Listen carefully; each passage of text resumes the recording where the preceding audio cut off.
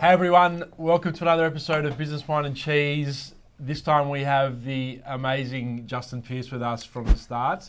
Hello, mate. Hello. And Hello. From the start of this episode and from the business from the start. Yes. It's called the start.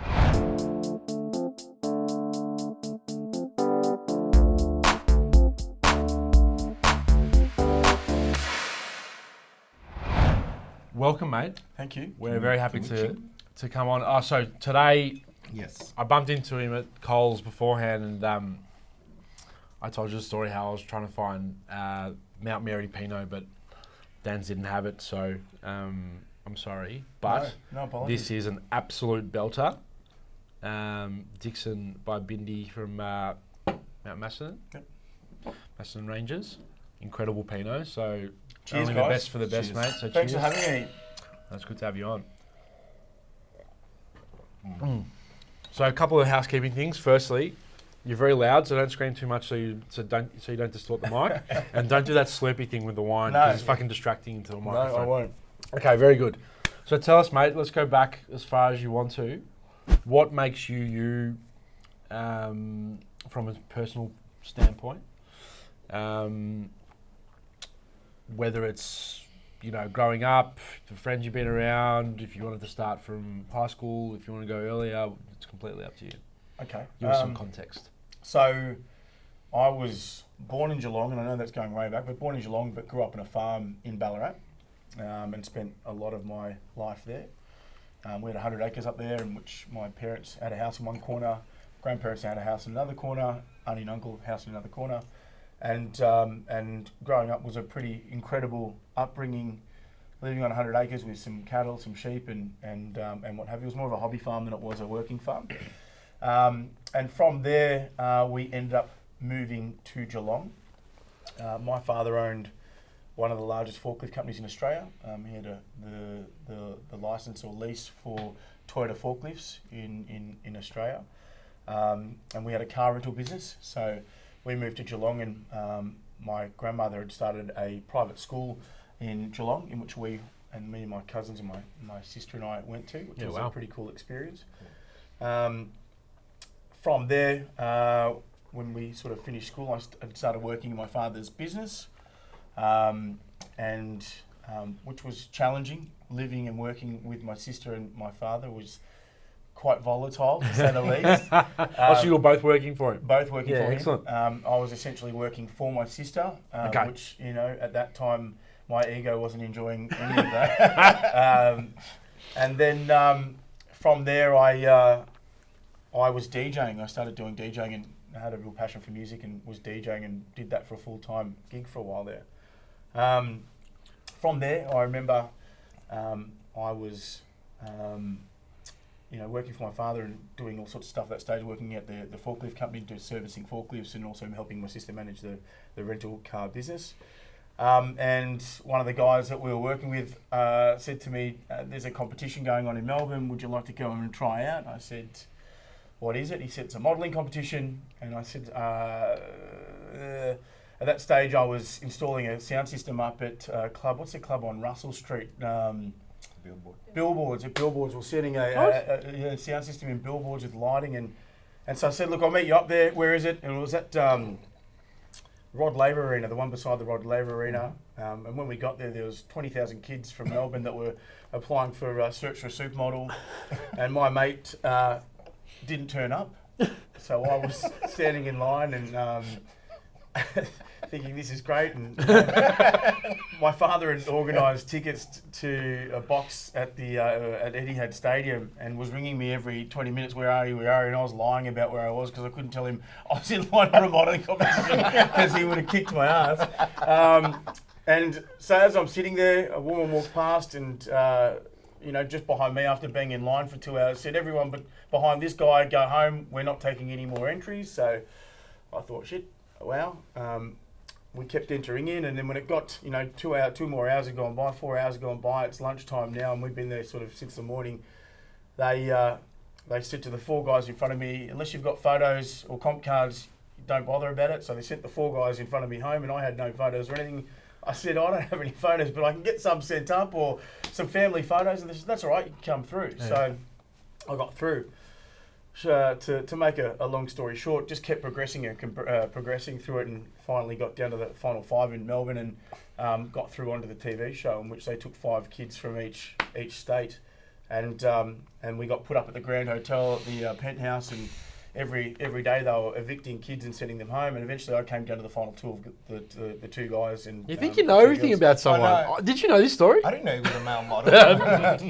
So you might have seen David, who was on Survivor. Recently, he was on there, and one of the other girls has gone on to do massive things in the US. Okay. I'm here in Melbourne. Well, you get to go on this show. That was quite character building for me. When we got off, I thought, I'm just going to be doing some modelling and it'll be easy. But obviously, my mother being black and being from the Caribbean island, I've got a certain demographic that wasn't exactly the most appealing to a lot of marketing campaigns out there. So went to a lot of castings and didn't get a lot of ad work, but sort of did a fair bit of catwalk stuff, which I found kind of deflating. And I probably didn't have the personality for it. I didn't think I was it a bit at that stage. So I sort of just let that go and leaned more into the DJing. So you love yourself now? Love myself now. Okay, now I think I'm incredible. Okay, yeah. So we're trying out again? Trying out again. Okay, good. And then was looking for work, and my sister's husband said, look, my brother works for a company called Salesforce, not Salesforce.com, but Salesforce, the face-to-face and call centre marketing business. Why don't you come and try out? And I said, there's no way I'm ever going to work in a call centre, forget it. But then I had a change of heart, and I thought, why not? So I went up and went for an interview and did well, and got onto a National Australia Bank campaign in which we were selling insurance, namely credit card insurance, which was quite a difficult sell. It wasn't tangible. You're ringing up people, insuring them for a loss of their card, essentially. And then eventually I excelled at that and got promoted to a manager, and then that wouldn't be around anymore. With all the fraud protection that they've got now. I think their credit card insurance is around. I think it's probably internal now. Interesting. Yes, okay, yeah, there you go. Yeah, right, yeah. It was at that stage, it was underwritten by MLC, which NAB and MLC are joined at the hip as it is.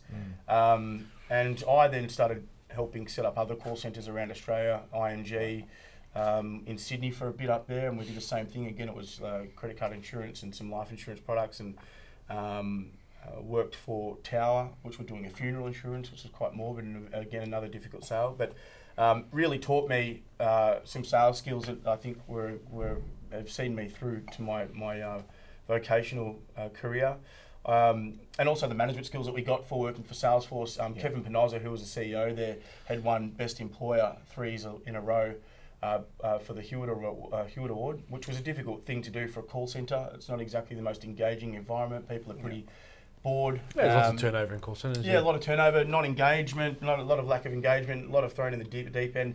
And he made an environment that was extremely highly engaged, extremely fun to come to.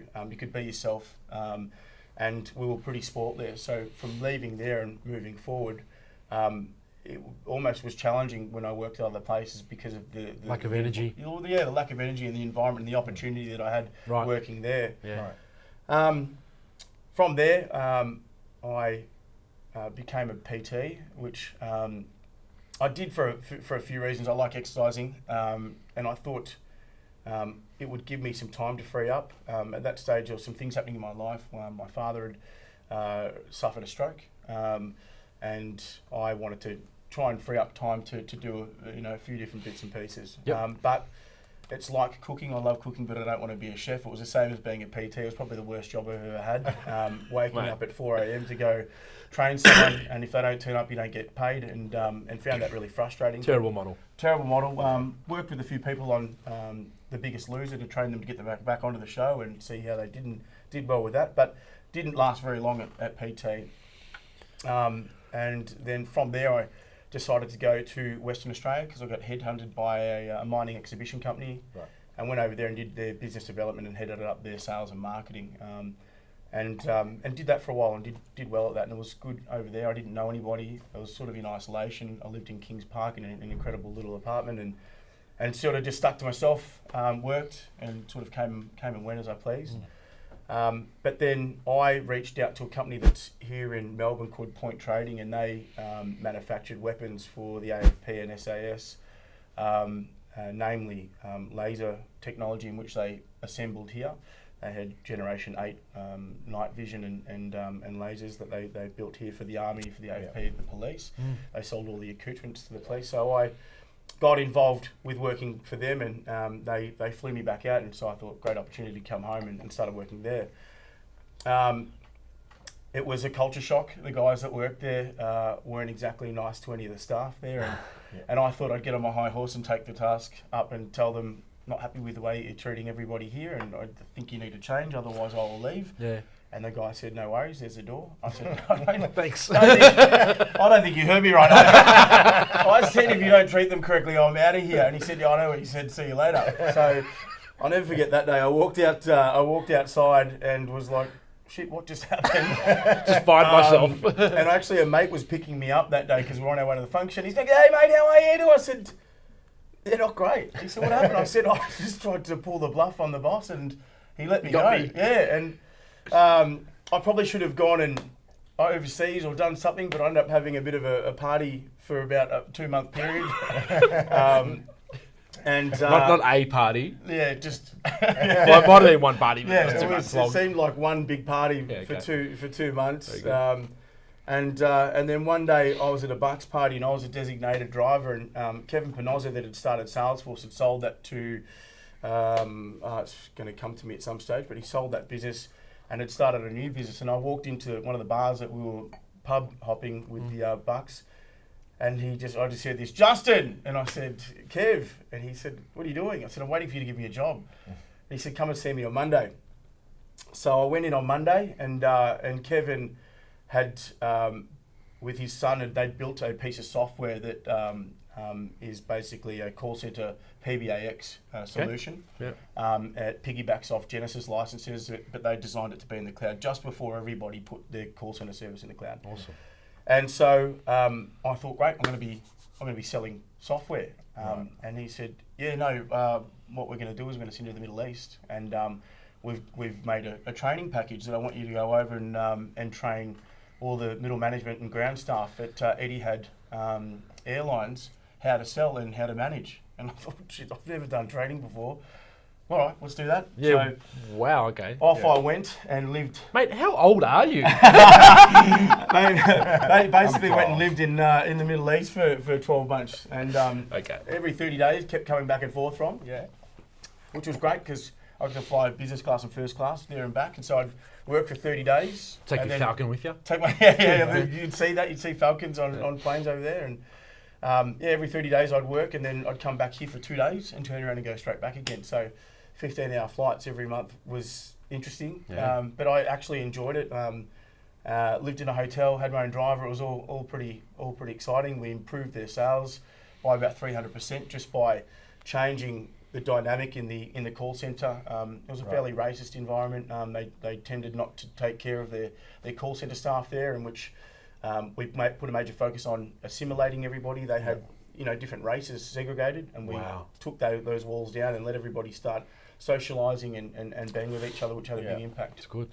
From there, I then came back to Australia, and they had taken over the license in Asia Pacific for a company called LivePerson, who invented online chat 30 years ago. And Robert Lacasio was the inventor of the online chat invitations that popped up.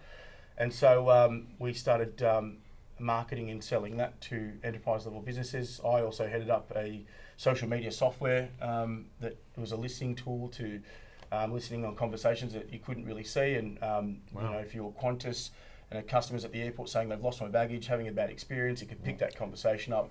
Qantas could deal with it, address it, and say, look, I'm going to give you a free flight to Sydney for you and your partner, and sort of fix the relationship. This same company developed that software? That was another Israeli business that had developed that. Right. We were again, had the license for it, and I sold it into Australia. Okay. Right. Set a succession plan up, got someone else to take my job, and then I moved in again into the LivePerson piece and started selling that across Asia Pacific to companies in Australia and Southeast Asia. Right. And enjoyed that, enjoyed the environment. Again, there was that legacy environment that Kevin had created at Salesforce, and a lot of the people that were there had come to the new business. It was a startup, it was exciting, and I enjoyed it. Yep. But then they sold that to LivePerson, and I got sold with that, and that was great. But things changed as they do with the sale of business, and it became a big corporate entity, and things changed. And it's not that I didn't like it. I just found my focus starting to trend elsewhere. So And what gave you what pushed you to entrepreneurship? Yeah, so Was it a inflection point, or Did you get walked out the door? or was it a progression of things? No, look, or what tipped it off? I think because my father had owned his own business. In my head as a kid, I was like, I want to run my own show, sort of thing, at some stage. Right. I bought a property while I was working at LivePerson because I was earning incredible money and I was blowing it and not really doing anything with it. And I thought, I'm going to buy a property, and got roused into buying a property that the product probably wasn't the best product that I could have bought. I didn't research it. I didn't have a network of people that I could lean on to get advice on where to get the finance or what to buy. I just sort of aimed and shot and bought a product out at South Morang, and probably wasn't the best return on what I could have got. And I remember feeling after I'd bought the property that I was going to have this aha moment of, wow, I've bought a property, I've made it, but I didn't. I felt quite deflated by it, and I thought the process was, I thought it had a lot of holes in it, and I thought, I think I can change that. So is that what led some transition? Yeah, so that moment in time made me think I could do this, because property is just a sale, and I'm good at sales. Yeah. Let me see what I can do. So I started running seminars at the penthouse at the Blackburn Hotel, and intimate of about 35 people in a room, in which I marketed myself through Facebook and just off general people that I knew. Yeah, I mean, I remember that. I remember vividly you telling me that idea, because I thought it was great, and it wasn't really happening. It wasn't really happening. Yeah, and look, now after being in real estate, working back, it's looking at it, it's probably I find probably one of the most unregulated, sleazy industries that I've worked in. For sure. Yeah. And I thought, what if we could change that and have integrity built into it, and put the customer first and look after them. So we would do these personalised analysis on clients, and rather than just trying to flog them a product, we'd understand what their real personal needs are based on, they're married, kids, whether they want to live, invest, whether they wanted to just get into the property market, where they had a lot of money, whatever they wanted to do, tax depreciations. We'd evaluate that and then give them a suite of options in which they can pick from. And a little bit of financial planning. A little bit of general advice. Goal setting. Goal setting. Yeah. And so we did that, and it went well. And I just thought, you know what, I'm gonna do this. I'm gonna have a crack at doing this. So. At first, I was approached by a company to do it with them. The offer that they gave me, I didn't like. I thought, this is my IP. Yeah. Why would I give up so much for so little? And I thought, I'm just going to go out on my own, and I'm going to try and find an investor. I approached a business partner. My first business partner was Jonathan Hallinan, that owns BPM, one of the largest developers in Australia, and very, very successful within his own right. I'd met him at a Bucks party years before, probably 10 years before, and I'd asked if I could catch up with him, and he was kind enough to give me the time to catch up with, and told him about the idea, and he wanted to get involved, and so we moved forward with starting a business. There was a lot of learning in that small period of time. In that first 12 months, we had a lot of challenges with what our goal was and what we were actually trying to achieve in the time. We started the business sort of around July 4 years ago, and then by the time we were ready to do sales, it was close towards Christmas, which is the worst time to try and do sales, pretty much in any sales program. True. Yeah. And we didn't get a lot of traction in the sales immediately, but we ran some seminars. They were very successful. I got a guy by the name of Jason Foote to speak at them, who'd done Richard Branson events, and he was great.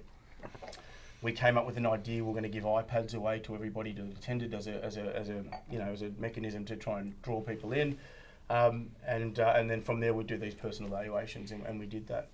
In the new year, we then started to change the model, where we were marketing towards rural New South Wales, Bathurst, Orange, those sorts of areas in New South Wales, and we'd fly them down and we'd put them up in the Olsen Hotel, and we would then spend 8 hours with them talking about the property market as a whole, the benefits of it, the tax relief that they could gain from it, and then at the end of that, with the idea of signing them into a property, and that was again successful and but also challenging. So by that stage, what did you, as obviously the more customers that you come across and the longer you're in business, if you're doing it right, you're listening to them. You know, what do you think you learnt? Not, you know, and it could be from life lessons, but just in general, what at that point, a year in, 2 years in? 2 years in, Yeah. What do you think you'd learn, and how had you adjusted from those learnings at that point? Because you had pivoted. Yeah, because you had ups and downs, yeah? Massively, yeah. Look, it was, you know, it's funny, when I started the business, I thought I knew business because I'd managed other people's businesses. I'd made a lot of money for other people's businesses. I'd made money myself through that. And I thought I had this sorted out, and I thought I was going to be able to do this with a lot of ease. Yeah. I think one of the major things I learnt is in business, the right people around you is extremely important. Making sure that you have parameters and agreements set up between all parties. Sometimes what people say is and what they mean. It's not done till it's signed. Yeah, very Well, much even so. after it's signed, sometimes it's not done. No, that's exactly right. You know, like I learnt that In real estate, at least. in the hard way a few times, and we got knocked down a lot. To be honest with you, in the first 2 years, we got smashed by a lot of things. What happened during that time that kept you going? Just I believed in it. I really believed in it. I think that one of the biggest challenges we had was when the Royal Commission got announced, and that took a long period of I time. But remember at us that having time, a chat about that. the investor market in property really got smashed. People's ability to borrow money, especially investors, what you could do with like a month ago was null and void. You couldn't borrow 80%, 100% of the equity that's in the property that you already have to go and purchase a new property. You know, it was a completely different ball game, and which was around the time in which we started to change tact and come up with a new model, which was the savings program that we're doing today. Yeah. I think one of the things that we were able to do is adapt and be very nimble. And I don't know if it's just because we were small or because we were open-minded, but we were able to not just let our ego interfere with, no, this is what we're doing, seminars, and we're bringing people down, and that's what we know that, and let's stick to it. We completely changed what we were doing and started focusing on the first homeowner market. I really think that you know, people get tagged as sort of visionaries, and sure there are future thinkers and all the rest of it, but the best, at least the business owners and entrepreneurs that I'm drawn to, are the ones that are, and I've heard it described the best as you know, like a Mayweather type boxer, right, where they're defensive and they react to the market and then they attack that way, you know. And then the way you're describing that is, I mean, that's we're always trying, and not trying, we are innovative in the way that we operate, but I think that the difference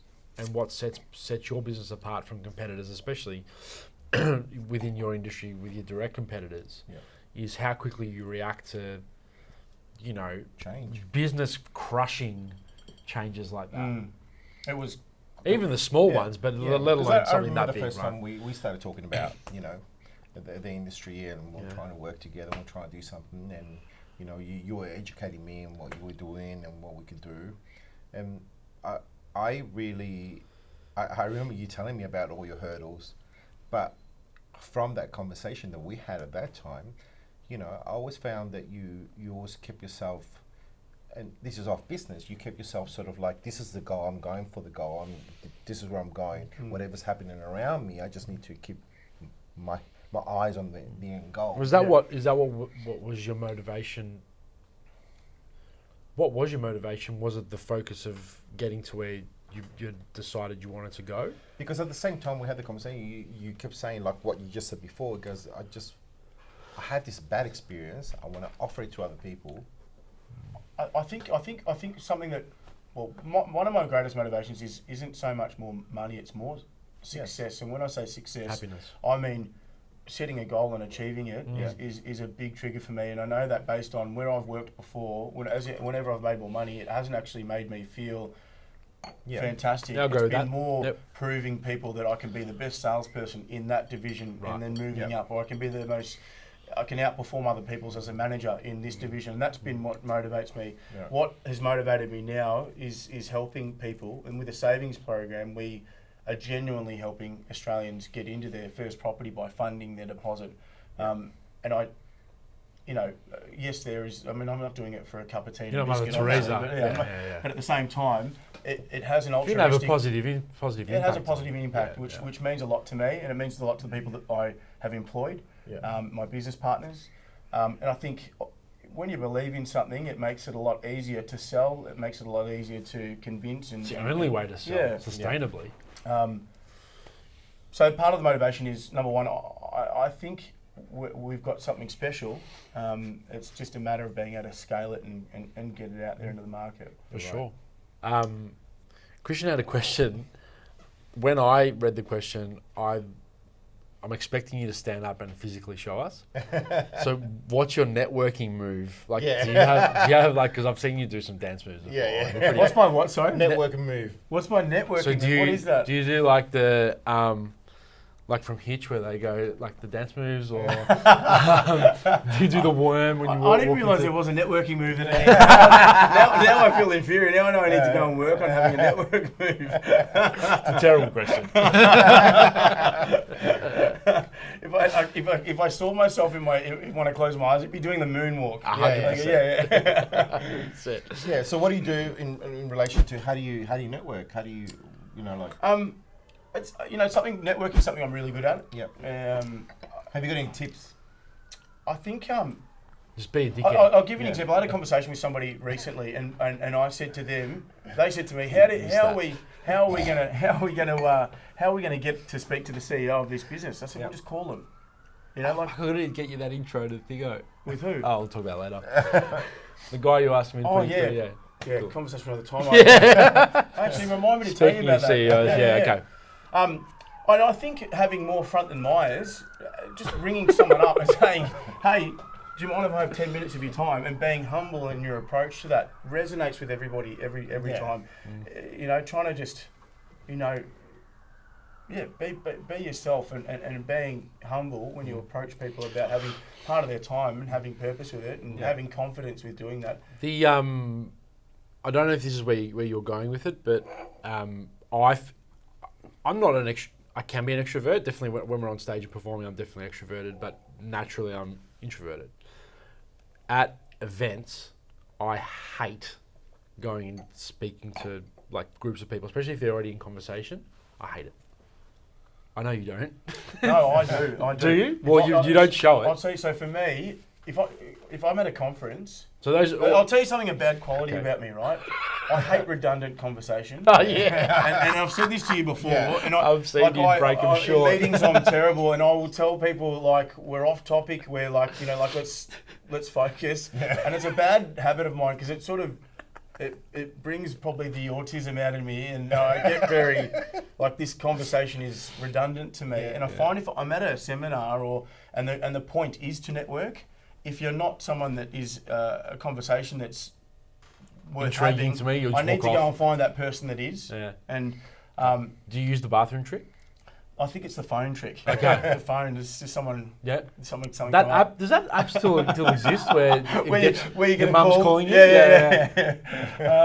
But yeah, look, I've needed that at last. I love meeting really intelligent, engaging people. Yeah. I love that. I don't like the risk of that not happening. Yeah. That's probably. But I'm like you. I mean, I don't. When I'm in a sea of people, I don't just flourish and all of a sudden I'm able to make my way through a room and meet everybody and have a great time. It's more. Be happy to yell at me from the other end of Coles though. Happy to yell at you, not embarrassed to do that. So, have you got the lightning round? Lightning round. What's the lightning round? Lightning round. What the name suggests. Yeah. And just fire off some questions at you and. Wowee. You have to answer really, really fast. Okay, You ready? I'm ready. Okay. One thing you can't live without. Exercise. Favorite type of wine. Can I say two? Pinot Noir and aged Riesling. Okay. Okay. Yeah. Favorite band or artist. Band. Or artist. Justin Bieber. I love Childish Gambino. Yes. But as a band, I don't know. I really just coming to mind right now because I've been listening to a lot is AC/DC. Yeah. Well, Yes. both great answers. Yeah, we'll take both. Awesome. The entrepreneur you most admire? Entrepreneur that I most admire. Gee, that's a good one. Steve Jobs. Job. Great. iPhone or Android? That pretty iPhone. much. Good segue. Oh, no. What do you do for fun? What do I do for fun? Listen to music. What was the last CD you bought? Yeah, that makes me feel really old. Like I can't even remember the last CD. I can probably remember the last single I bought. The last CD I bought probably, I don't know, Led Zeppelin 1. Oh, yes. Yeah. Yes. What is the last movie you saw? The last movie I saw was Alita, Battle Droid Yes. or Battle Angel. One of the best. Oh, One so of the good. best sci-fi movies Yes. I've seen in a long time. James Cameron, it was incredible. Why did you not buy the Zeppelin album on vinyl? You dickhead. Question, I'll take that offline as well. Great movie, by the way. Texting or talking? Oh, geez, it depends. The If you context. hate the on the person. I like talking. Yes. Yeah. Oh, we know you like talking. What is the nickname your parents used to call you? Jazzy. Jazzy. And what's your favourite holiday destination? Geez, I've been fortunate to travel a fair bit, but I still think the best place I've been for relax and just relaxation is probably Hayman Island in the Whitsundays. Right. Nice. Awesome, mate. That was fun. That was Thank fun. you. Thanks for coming, bud. Cheers. Are you still nervous? Yeah, I feel like something bad's going to happen now. Even though it's over, I feel slide like, you. so we also have one little thing we need you to do is put on this outfit or something.